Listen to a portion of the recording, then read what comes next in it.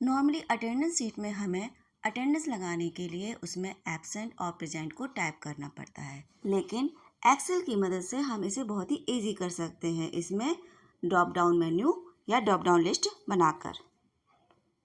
जिसके लिए हम क्या करेंगे, अटेंडेंस शीट के बाहर जाकर एब्सेंट के लिए ए और प्रेजेंट के लिए पी टाइप कर लेंगे। इस तरह से एक रेंज बना लेंगे। फिर जिस एरिया में हमें अटेंडेंस लगानी है उसको सिलेक्ट करेंगे। फिर डाटा से डाटा वैलिडेशन पर जाएंगे और टाइप में हम लिस्ट सिलेक्ट करेंगे। फिर सोर्स जो आएगा उसमें हमने ये जो एब्सेंट और प्रेजेंट के लिए जो ए और पी लिखे थे उस एरिया को सिलेक्ट करेंगे और फिर ओके कर देंगे। तो आप देखेंगे कि हर सेल में एक ड्रॉप डाउन एरो का निशान आ गया है, जिसको हम सिलेक्ट करेंगे तो देखेंगे कि ए और पी दिखाई देंगे जो हमने यहाँ पर टाइप करे थे।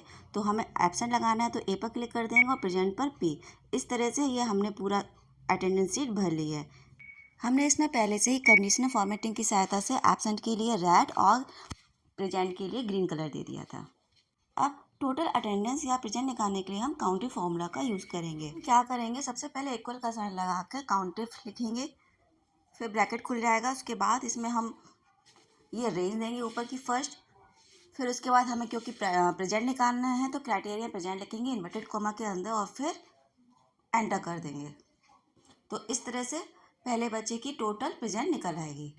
इसी तरह से टोटल एब्सेंट निकाल लेंगे, उसमें क्राइटेरिया की जगह टोटल एब्सेंट देंगे तो ये दोनों वैल्यू निकल आएंगे इस तरह से।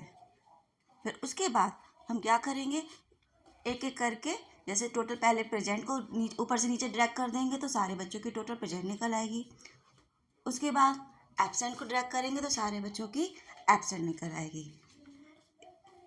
इस तरह से दोनों सारे बच्चों की ही दोनों एब्सेंट और प्रेजेंट निकल आएगी। फिर दोनों रो को सिलेक्ट करके हम फॉर्मेट कर देंगे जिससे कि ये टेक्स्ट जो है वो सेंटर में आ जाएगा और बोल्ड हो जाएगा।